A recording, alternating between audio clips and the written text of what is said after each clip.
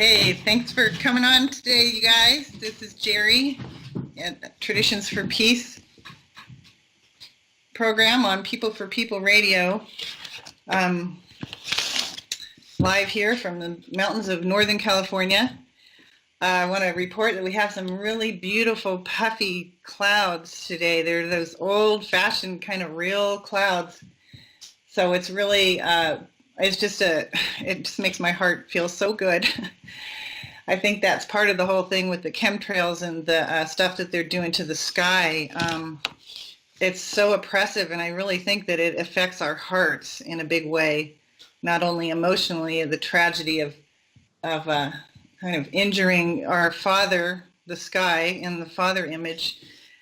It seems like they're doing that on so many different levels. At one point, I remember thinking that the whole church thing and the sadness of all that abuse that's been going on, is it a way for us to begin to hate the Father again, or in another way? So anyhow, I just wanted to really give thanks to our brothers, the clouds up there today.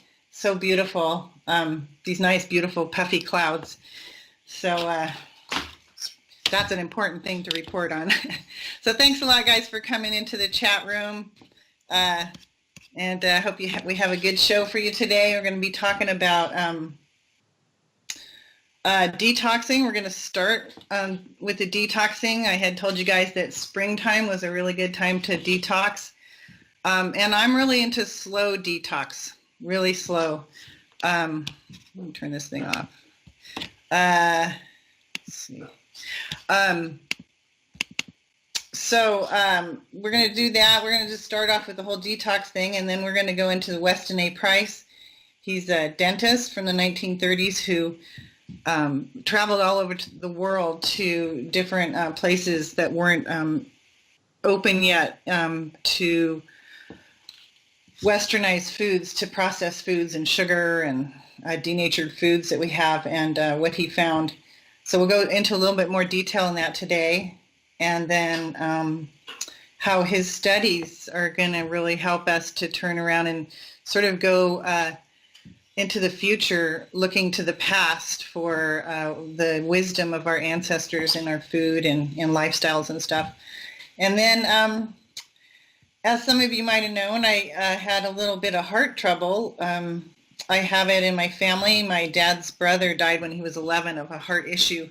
I think he had a hole in his heart or something in Mexico, and back then, you know, they didn't have access to a lot of different things that they might have been able to help him with today. So anyhow, I seem to be the one in my family to have, I don't really believe too much in genetics, but maybe it's because I'm just too sensitive or something. I let things into my heart really easily, and I need to be a little bit tougher about that. So, and then discerning about what to let in and what not to let in. So with all the information that we're getting these days, it is kind of hard on people's hearts, because the emotions will really get to you.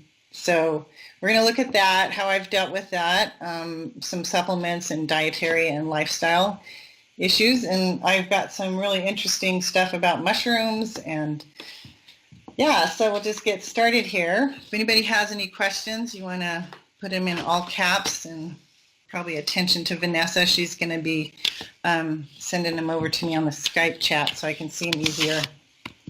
Okay, and so thanks again, Gaz and Vanessa, for helping out today. So we'll get started with this spring detox with first foods in the garden. And a lot of these foods are what we might consider weeds.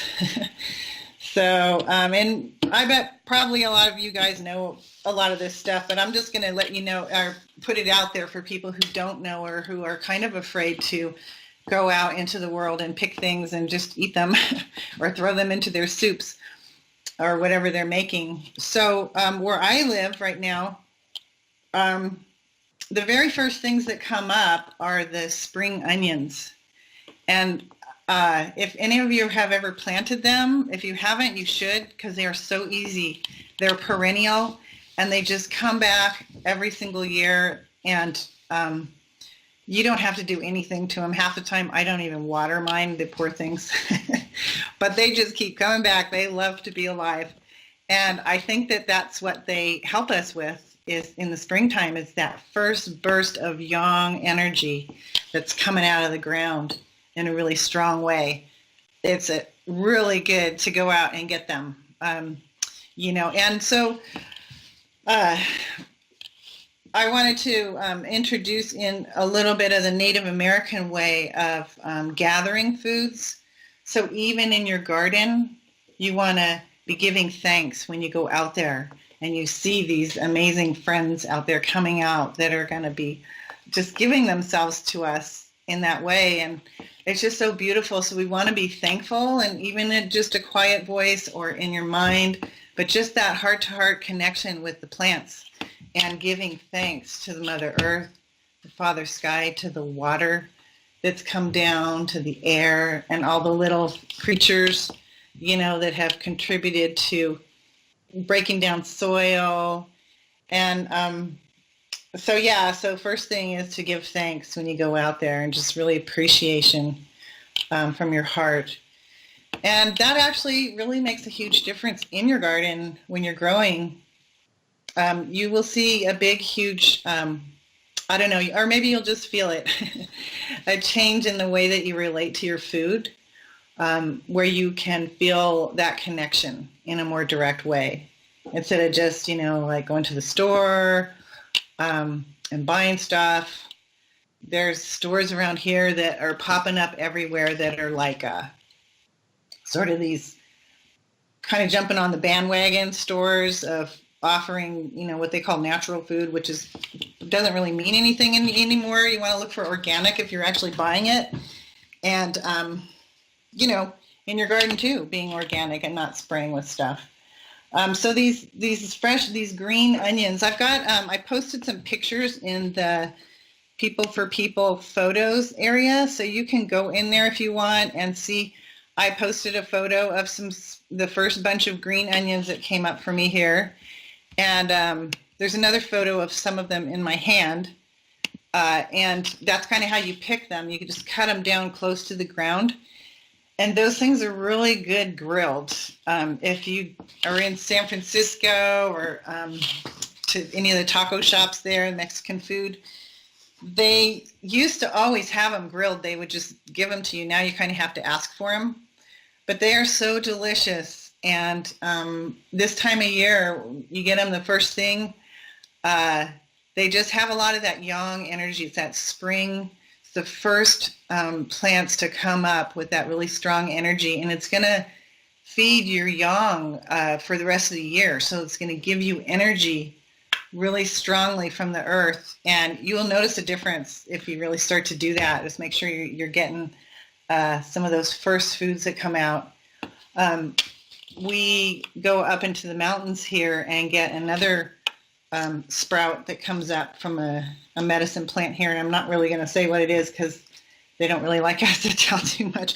But everybody, wherever you live, there's plants that are native to where you live, and so it's a really good idea to just like go around and ask the old people what kind of weeds they ate or their grandparents ate, because we want to start really preserving that information and writing it down. Even in making little booklets and stuff. I was talking to Red yesterday or chatting with him online, and we were talking about how important it is to have books because a lot of this stuff is online, but for one thing, a lot of it is not true. There's a lot of false stuff online that I have found, but when you find stuff that's real and true, you want to buy the books or even write a book or have, go in with other people in your community to write these things down so we can preserve them in a written way. Because if all of a sudden we didn't have any, internet, all this stuff would be really lost, and we don't want to do that. So I've got those pictures of the spring onions. You just cut them real close to the ground. And what you do with them, if you see that one with them in my hand, they look like that. I just wash them off just because of the chemtrails. And I usually try to wire mine off a little so the cats and the dogs don't go out there and pee on them. So you want to wash them good. And then just grill them on a hot pan. I think that one with my hand, with them in my hand, there's a grill, like a flat iron pan, like a what is that, cast iron pan. Those are used to, they're called a comal, and they're used in Mexico for making tortillas or grilling things like that. You just put a little bit of either lard or some ghee. Probably butter might burn too fast, so it might get that burnt butter taste to it. So we usually don't use butter. But don't use vegetable oils. I went online to actually look at the nutritional value of them, and there's all these people like with the recipes on their blogs and telling you to put canola oil on there, and but don't do that. Don't use the canola oil, whatever you do. So lard is way better. We've talked about that a little bit before, but I'll just talk a little bit more about it. But the vegetable oils that are touted as healthy, and they're all over the internet still on a lot of the recipe sites. Everybody's telling you to use vegetable oils, but don't do it. Don't. They are processed with tons of heat and pressure and solvents to get the oils out of the seeds and the vegetables and stuff. So just use the stuff your grandmother used, chicken fat and lard and bacon fat, whatever. And they're delicious. They are so good. Like that, just grilled real quickly, just a few minutes till they kind of wilt. And yeah, you just eat them with whatever you're having. I've been chopping them up and putting them into the eggs and into soups as a garnish. However you would use onions. But yeah, they're really delicious, and they're very gratifying to grow, because they're very forgiving. They'll just grow for you like mad. Sometimes you have to pull them out and get rid of them, but they just keep coming back and coming back. So the other first thing that comes up for us here, we're way high up. We're like 2,800 feet in the mountains. So in my garden, the second thing that's coming up is going to be probably the violets. And there's a couple of photos in the photo link there, one of the little violet plants. And then another one is on there of violet tea, when you make the tea from the violets. And so violets in Chinese medicine are used as anti-cancer. It's actually a cancer remedy. It's used in cancer formulas. Of course, I can't say that, and I'm going to do a little disclaimer here that I'm not treating anybody, but that's what traditionally it's used for. And I always have my cancer patient, just really keep your eyes out for, in this time of year, when they do start to flower, when they come up, just so you can get the leaves and the flowers, and get as many as you can. They'll keep producing if you keep cutting them. Of course, giving thanks, you can give a little offering of a song or a prayer or some cornmeal or tobacco, whatever you feel from your heart you want to give back to the earth for receiving her medicine. So it's a giving and receiving thing from your heart and from all your ancestors. So the violets, if you look at that cup of tea, I had a better picture, but for some reason I couldn't find it on my computer. But that one, you can see it's the color of it is so beautiful. I mean, it's just really amazingly beautiful. It's like a hologram of this aquamarine blue green color. And just if you meditate into your cup of tea when you make violet tea, you're just going to get filled with so much love and so much beauty. And you can imagine that that's what people with cancer are missing. Usually they're under enormous amounts of stress and have all this yucky stuff going on in their lives, and they're feeling terrible about themselves and their bodies. But those violets, I mean, not only do they smell so pretty and they're so beautiful on the ground, but when you make that tea, I'm telling you, you can see it in that cup of tea, how beautiful the color is. And so if you can just take a moment when you're doing that to really acknowledge the color and let that color seep into your eyes and into your senses that way, so it starts to heal you just by looking at it and gazing into it and meditating into it. It's so amazingly beautiful. It's one of the most beautiful things I have made with just herbs is violet tea. So that's a prayer when you're doing any kind of medicinal healing, just like any kind of healing.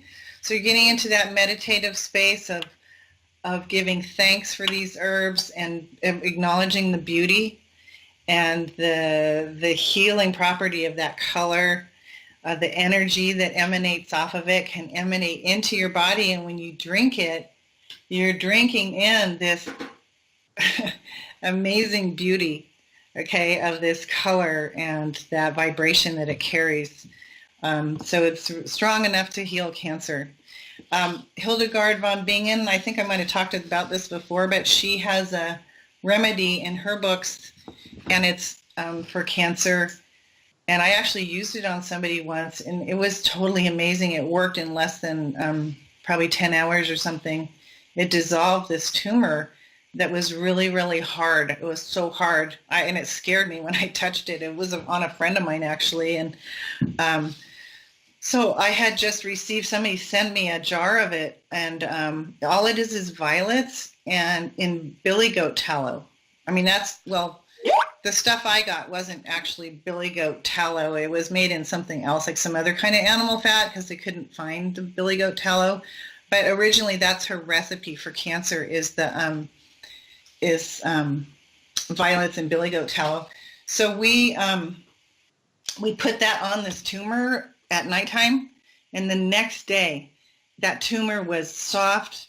Actually, there was two of them. There were two really hard ones, and they were so aggressive, and they're like, I'm not moving. And we put that stuff on there, and then the next day, both of them had merged together into one, and they were really soft. And eventually, it just like went away. It was so fast.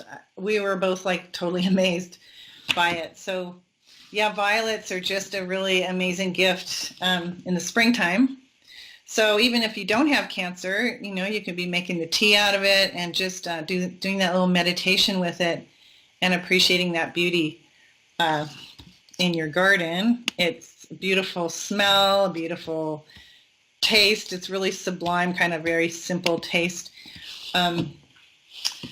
So yeah, that's like the second thing that comes up in our garden. And then later on, we got a little bit of dandelions coming up, but like Grizz was saying today on the chat, leave the flowers for the bees, because that's their first source of food in the springtime.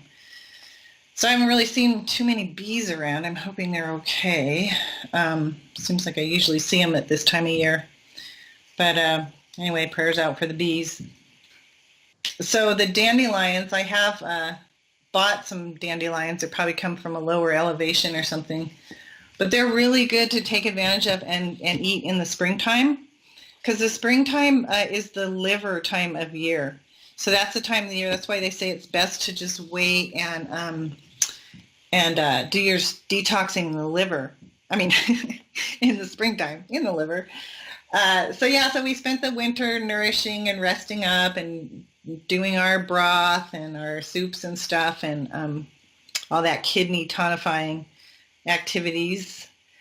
And so now with this yang energy starting to surge forth, the liver energy is about activity and action and getting things moving. So you want to move the liver with these cleansing herbs like dandelions and the onions even are cleansing, and the violets and other herbs that start to come up, and you can start to get them early so they're not so strong as the dandelions. The longer you wait for the dandelions, the more bitter they get, which is actually good. The bitter flavor is the flavor that affects the liver the most. And most people these days don't eat a lot of bitter foods. So it is a good thing to start to include in your diet is those bitter foods. So then like nettles are going to start coming up, and you want to just watch out for them and, maybe snip them when they're little, because they'll keep coming back. Don't worry about,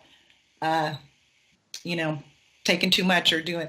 I mean, when you're out in the wild and you find a patch of things, you don't want to take even half of whatever you see. And in the native way, you don't take the first plant that you see.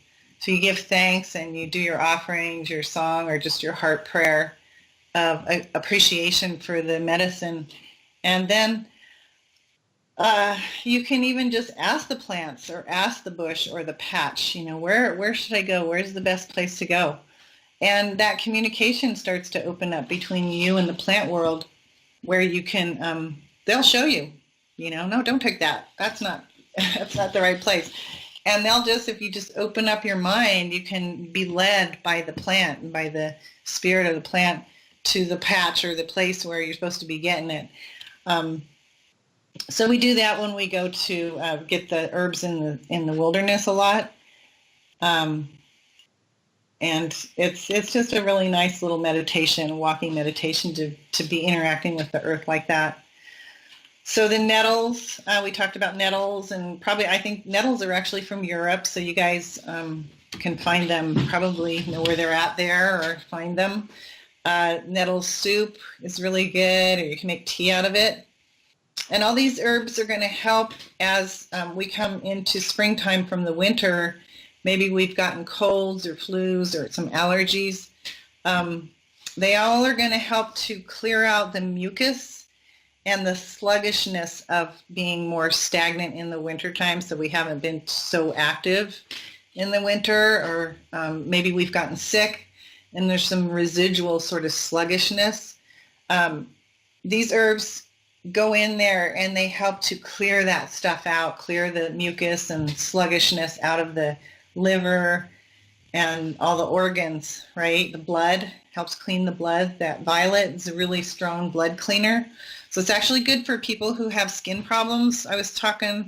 We were chatting on the chat room a few days ago, and someone was talking about having psoriasis and acne and stuff. And so any of these herbs would be good for that, because the liver has to do, if there's any impurities in the body, it's the easiest way for them to get out is through the skin. So it'll come out as psoriasis or eczema or acne. For me, I get really sensitive to the chemtrails. So if they're spraying a lot, my face just really breaks out. And I never used to do that. When I was young, I had really good skin. It just happened as I got older. So these are the kind of things you want to be doing in the springtime to help with that. Actually, the other thing is for people who get springtime allergies, nettles is super good. And then rebounding on trampolines, or those little small trampolines that you see for kids or whatever, like jumping on them is really, really good to get the lymph system moving and get stuff flushing out through your body. So that bouncing up and down is good if you can find a way to do that. So let's see if I have anything else about that.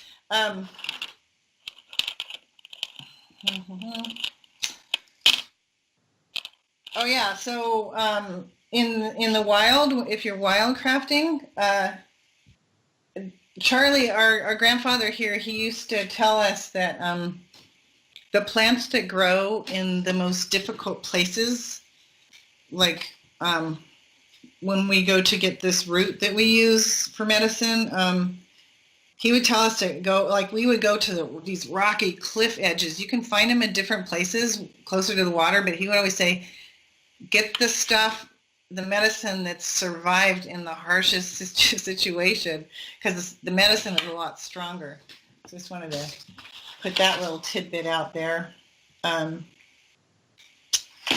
So we're going to move on to the Weston Price, who he was. He was a dentist in the 1930s, and he went all around the world to places that didn't have any access to Western or to the more modern denatured foods and stuff, and studied their dental plates. And he came up with, he was looking for ideal vegetarian group of people that was like superhuman or super very healthy and stuff, and he just never could find it.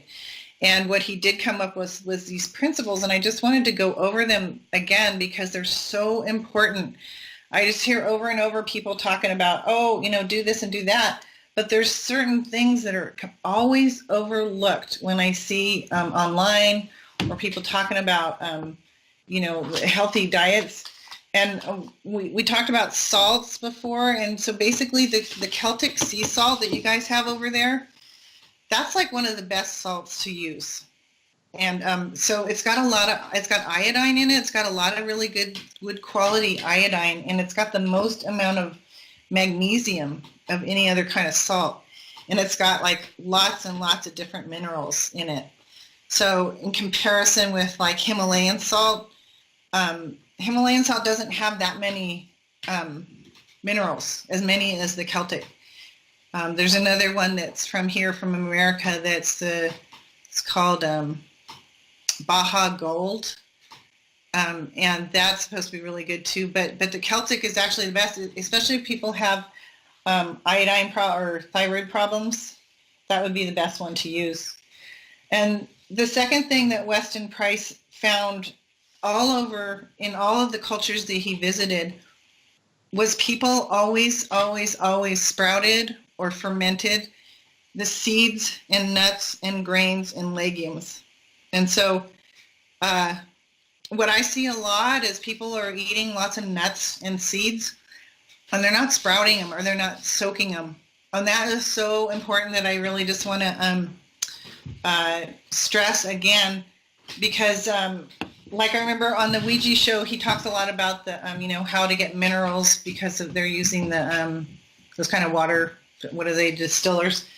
I don't agree with the distillers. I've seen people get really seriously sick doing the distilled water.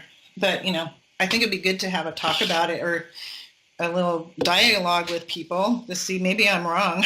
I don't know, maybe it's a good thing. But so with the minerals, if people are not soaking their nuts and seeds and all of the grains and legumes, including rice, including white rice, beans, all that stuff, there's this thing that is in the seed that's a natural, like a fungicide and fungicide. It's like a natural protection for the seed, which is the reproductive part of the plant and the nuts, right? It's against fungus and stuff. So it can preserve its life cycle, because that's the life-giving part of the plant, right? So, and what that does in the human body, if you eat it raw, it will prevent you from absorbing minerals and vitamins in your food. And so if you're already exposing yourself to situations that are going to minimize minerals, like the distilled water, and you're trying to find them somewhere else, and you're eating nuts that aren't soaked or seeds, then you're just like, it's like this, nightmare waiting to happen. You don't know it's there, but it is. And so I just wanted to stress that about the soaking of the seeds and nuts and stuff. And so how I do it is I just did almonds yesterday. So I soak the almonds for about 7 to 12 hours, and in some salt water, and you get the water warm at first, so it kind of gives it that little kickstart to get it to sprout or to to start its life sprouting process. And what the sprouting does is it breaks down that chemical that is the antibacteria, antifungal thing that it's called. Oh God, the name of it is escaping right this second. But anyway, it's that chemical that it has that prevents you from absorbing minerals. So it breaks it down, and then it's safe to eat. So what you want to do after you soak them is to rinse it off, because you want to rinse off all that stuff that might have gotten loosened up in the water. So you rinse them off, pretty good. And then what I do to make them taste good, because they're kind of soggy after you do that, I put them on a tray, and you put them in the oven or a really warm spot, like not higher than 120 degrees. So maybe someone can figure that out for me in Celsius, for you European people. And so I'll leave them in the oven. What I do is I turn it down to like 100, as low as my oven will stay on. And then you just want to, every once in a while, when you think about it, you go in there and you move them around to get the moisture moving and evaporating, and it crisps them up, and then they taste really good. But if you don't do that, they're kind of soggy and they're not that fun to eat. but they call them crispy nuts. And so then they're a lot more fun to eat, and kids like them and stuff. So that's a way that I make that, do with my nuts and seeds and stuff too. You want to do that. And then I'll put them in the freezer. If you guys have a freezer or a really cold spot, like a cold, root cellars and stuff. But you want to label everything that it's crispy nuts, or you've already roasted them or soaked or something, because believe me, if you don't, if you don't label stuff, you're not going to know what's in there. And I've gone through that. So I hope you learn from me that, just label it. It's way easier. And then you have them for, to just eat as snacks. I like to eat them with like dried fruit, like my lychee berries in the garden that come up later, or the gooseberries and stuff. Oh, those crispy nuts with dried fruit is so delicious. It's like a candy bar, but even way better. So that I really wanted to stress that again, because it's something that I hear all the time. People are like, oh yeah, I eat the raw nuts, or just eat nuts. People online on their blogs and stuff telling you how good nuts are in their oils. Well, they are, but they're also kind of dangerous. So you got to be careful. You really have to take that seriously. And then when you are roasting them, you want to just make sure you don't roast them too high heat, because the oils in nuts are really fragile. It's like olive oil too, super fragile. You don't want to cook with it, because it can get rancid and it could get really not good for you. Okay, so just real low, super low heat, or you put them in the sun. Sometimes I'll put them in the sun make a little wire cage for them outside so the birds don't get them. I'll throw the birds some. I like to give the blue jays. They love them, and they're very appreciative. They'll talk back to you and thank you and stuff. So, yeah. And then, let's see. Hi, Gaz. Gaz is back. I wanted to talk about histamines, too, because it seems like a lot of people's problems are probably due to histamine issues, because if you're having gut issues, or you haven't been eating well, and you've got some, problems like any kind of autoimmune problems, or headaches, allergies, diabetes. People can get, like we talked about bone broth before, and the fermented foods, right? Those things can have a lot of histamines in them. So one of the ways to start off, if somebody's like really not feeling well, instead of doing the whole 9 yards with the bone broth and boiling the bones for a long time, you just want to do like a meat stock. Like, go to your butcher. I'm sorry, vegetarians, I love you, but I'm talking about traditional foods here. So, so go into your a local butcher where you can find clean stuff. If you can find animals or people like farmers that where you can get in on their sales, or help them out on the farm, get to know them.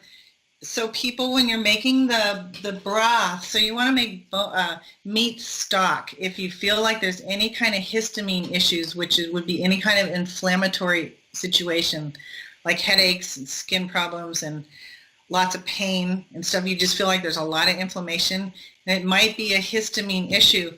So in order to get you to calm that down, the meat stock is really good. So you want to get the joints that have a lot of the collagen on them.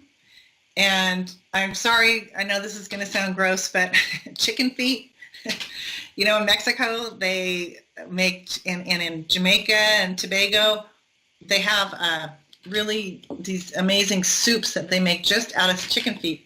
And the kids fight over the chicken feet to eat them, which is a really good thing, because all that collagen in the chicken feet is just so good for their growing bones and their brains. The brain is growing when the kids are little really fast with collagen and fat. So those things are really, really important. And that's what Weston Price found in all traditional cultures, was that the collagen and the fats from clean animals grown outside, not in cages and jails and stuff, but having access to food and clean water, sunshine and clean water, that those foods are like magic for the human body. And so that's what I feel like is the key to getting back to really optimal health, is to get back to the foods that our ancestors knew created healthy bodies and healthy babies. And so when people would go to get married, they would get special food and special treatment to make them healthy and to encourage the life cycle. So, and these were the foods that they would give those kids, fish eggs. Oh, I found this thing about, was it vitamin D, I think? The highest source is caviar. And so I was like, wow, they made caviar the most expensive food you could possibly find, right? And only really rich people can eat it. Well, there's a reason for that. It's like everything else they do, right? So, if you know fishermen, just get to know them and find out, how their grandparents made fish soup and what, what parts of the fish they ate, because a lot of times they're just throwing stuff away. That's the gold, and so I was chatting with somebody online on the People for People chat room, and they were saying, yeah, we were talking about something like that, like they were just basically throwing away. Oh, maybe it was the fish heads or something, which here, when they used to make the fish head soup out of the salmon, the old ladies, the old people would be like fighting over the jowls, the fatty part of the fish heads, because they knew how important that fish fat, the fish oil, was for their brains, for their hormones, for their bones, for everything. And so, I was getting back to that old wisdom that's true. So, let's see, where are we? About 15 more minutes here, so maybe I'll move on to the heart health part of it. I don't know, I guess I don't see any questions that have been put in, but anyone wants to, sturgeon eggs, order me some caviar red. Sturgeon eggs, I just summoned up the delivery man. Okay. Cool. Yeah, so let's get back. Oh, egg yolks too. We talked, I don't know, I saw somewhere online, maybe on the People for People, that somebody was recommending just egg whites. No. Egg whites, they are very cleansing. So if you eat them raw, they're kind of like that. You could use egg whites as a facial and stuff for your face. So people who have eczema and psoriasis or any kind of skin stuff, that's really good. You could beat the egg whites and put them on your skin. It's really nice. Little facial. Avocado is really good for the face, doing facials. I've chewed up, sometimes if they're spraying really super heavy here and my skin just gets so bad when that happens, I've gone out and picked plantain leaves and chewed them up. and I chew them up because your own saliva, when you chew up the herbs, it gets in there and it makes this alchemical process happen. So when you put it on your body, it's like it's like chemically tailored for your own good. And so I put that plantain on my face, and I remember somebody came to the door and I had this green stuff all over my face. But anyway, that was kind of funny, and it helps. All that stuff helps. I don't go to doctors, so I don't go. Prednisone is one of the worst things you can do for your skin if you have any kind of inflammation, because it just drives the pathogen in deeper. So, if it's a life-threatening situation, prednisone's probably okay to take. But just for these day-to-day things, it's so dangerous. It's really bad for your joints. I think it wears down your joints, gives you arthritis and stuff. Oh, the mushrooms. I want to talk about mushrooms, too. So vitamin D. A lot of people talk about vitamin D. And so I found out this really cool tip. If you have mushrooms or you grow them, I was talking to Angemus, and Red, and he's really into mushrooms. So turning, if you get some mushrooms and then you turn them upside down and you put them out in the sunshine so the gills of the mushrooms are up towards the sun, and you do that for 2 days, then it really increases the amount of vitamin D. It's like the mushrooms just soak up the vitamin D from the sunshine, and you eat those, and bam, you got a really good source of natural vitamin C or D in there. So I thought that was pretty fun little tidbit of information. Yeah, so let's go into Geri's adventures with heart health. So I have my 94-year-old doctor that I went to see a couple weeks ago. He detected tachycardia in me, and I have pretty good blood pressure, but my heart just races too fast. I get going, I guess, and he tells me I got to stop thinking so much. So I've been working on that and taking some time off from the radio show. But so the supplements that I've been using for that is magnesium. I use magnesium spray, and I take magnesium at nighttime, magnesium glycinate. I tend to sometimes wake up in the middle of the night and not be able to fall back asleep. So anybody who has insomnia, that's a heart, an indication that there's some heart issues. Of course, palpitations, things like that, scary dreams or disturbing dreams, like you wake up and you just feel like, have these disturbing dreams. That's all about the heart. And it's not necessarily that you have like a real bad heart problem. It's just that it's an indicator for the diagnosis of heart issues in Chinese medicine. And so the magnesium, it's a muscle relaxant, natural. Magnesium glycinate will help you if you wake up and can't get back to sleep. It helps you to stay sleeping. So that's a nice source. And so one of the problems with the heart issue in our culture is that people were encouraged to take a lot of calcium before. And so calcium and magnesium is supposed to be even. And so they're finding that plaquing in the blood vessels and stuff, and also could be breast tissue. So people get these false positive and whatever, they go to get mammograms. There's calcification. Oh my God, you might have cancer. We got to do all this stuff. Well, that's actually due to too much calcium in your system also. So they have this stuff here. It's magnesium oil. It's called Ancient Minerals, and that's what I give to my patients and stuff too. You can also do Epsom salt baths. So I spray it over my heart, and I spray it on my back if I can get it back there, on my neck, on my shoulders. So you want to put it on like 2 to 10 times a day. Like 15 sprays all over the body is really good. So that's really helpful for the heart, and especially in my condition where the heart is racing too fast and maybe it's just like stressed out. So it helps to calm everything down, right? So that's really nice. And I'm also doing some Chinese supplements. There's a formula called the Emperor's Tea Pills. Sometimes you can find tea bags or tea made out from that formula. So it's a nice formula for when people are getting a little bit on the older side, over 50. And so, because it strengthens the kidneys and it strengthens the heart and it calms the heart, helps you to sleep.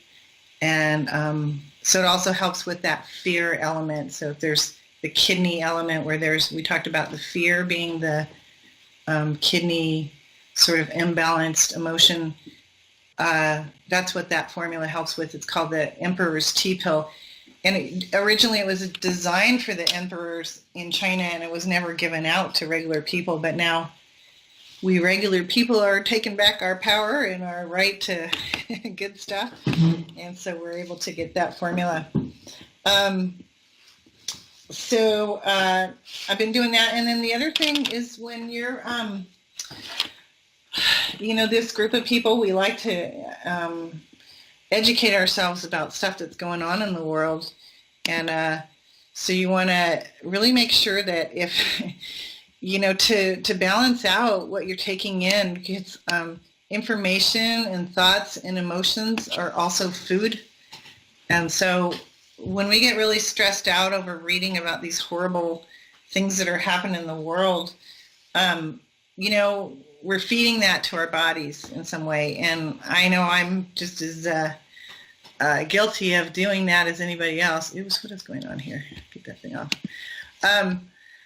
So I had to, when I started realizing that my heart was racing too fast, I needed to stop watching a bunch of that stuff, and to, you know, watch things that are more life-affirming, listen to stories of people that are doing positive, or not positive,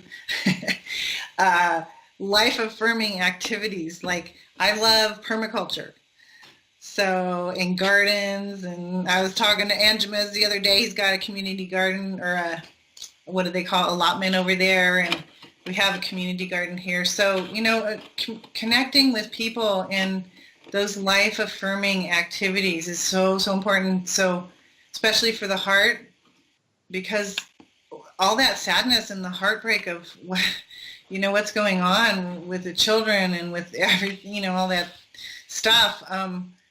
We want to make sure that we're at least 50% of the time we're putting in life affirming. We're following life. Okay. So, you know what? I have someone knocking at the front door, guys. Can you just stick some music on for a sec? Let me go see what's going on here.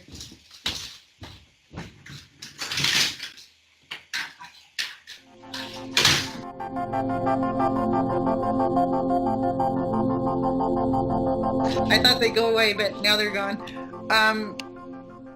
So yeah, I have a teacher who's a Chinese teacher, kind of famous. His name was Dr. Shen. And he had this saying that to always, always, always follow life.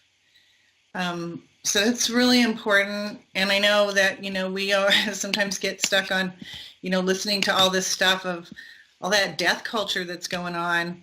But so it's just so important to make sure that we're, you know, reading stuff and watching things and listening to uplifting or healing kinds of things, instead of always listening to that yucky stuff.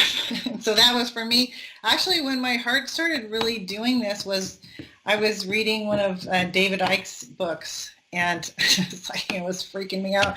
All that stuff, just the depth of it. And I keep reading those books. I'm reading the Gods of Eden right now, but I kind of put it down a lot, and then I switch it out and read some other stuff, spiritual books and things. So, because all those emotions are really strong medicine, right? And we want to be healing ourselves with that. Let's see, more for the heart. The American herbs, you guys have a lot of hawthorn trees over there in Europe. They're so beautiful. Those trees are really magical, and they're very strong medicine. So even sitting in the trees, whenever you have a medicine plant or tree, sitting near them, take some time out during the day to go visit these friends and sit in their arms of the trees. Those hawthorn, oh my God, when I was in Ireland last year, I would just go out and find these hedgerows with just hawthorn trees everywhere and find these amazing spots to just sit with them. And that is really strong medicine too. So I hope you guys find a time and to get out into nature, even if you live in the cities, to find these trees, because they want us. They want us to be come and give them our energy and attention too. The city trees, really, they need us. So, you know, just go and hang out with them. Let them give you the energy and the medicine just from the ethers. You know, you don't have to cut them up and make tea out of them. But the hawthorn berries are super good for the heart. And they're also good for losing weight, for helping you to digest food. In Chinese medicine, they are used for, for what we call food stagnation. And so like when you eat food and it's not moving very good, the hawthorn will help you to digest stuff and get it moving. So I have this one formula I've been taking that I found that was kind of nice. It's got hawthorn and it's got a cactus from here, from America, um, and leonoris and ginger. So all of these herbs are really good for helping the circulation, right? Because one of the things that happens when the heart starts not working optimally is that it's not pumping the blood strongly enough, and it's trying to pump it harder, so it starts to race. And I think that the emotions in there will help, kind of impede it too. So the heart and the kidneys have a really strong, there's a communication that happens in Chinese understanding of medicine, where if the heart and the kidneys are not communicating, then you could get edema in the legs. And so that doctor that I went to, the Chinese guy in Eureka, he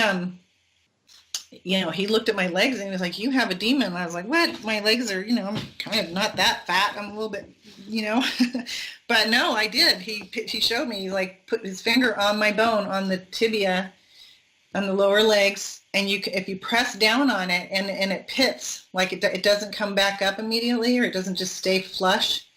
You press down on it towards the bone, anywhere down there on the inner thigh. I mean, not the inner thigh, but the inner calf, down below near your ankle. When you press down, if you run your fingers back over it, if there's a pit there, like a little indentation that stays there, that's you have some kind of edema.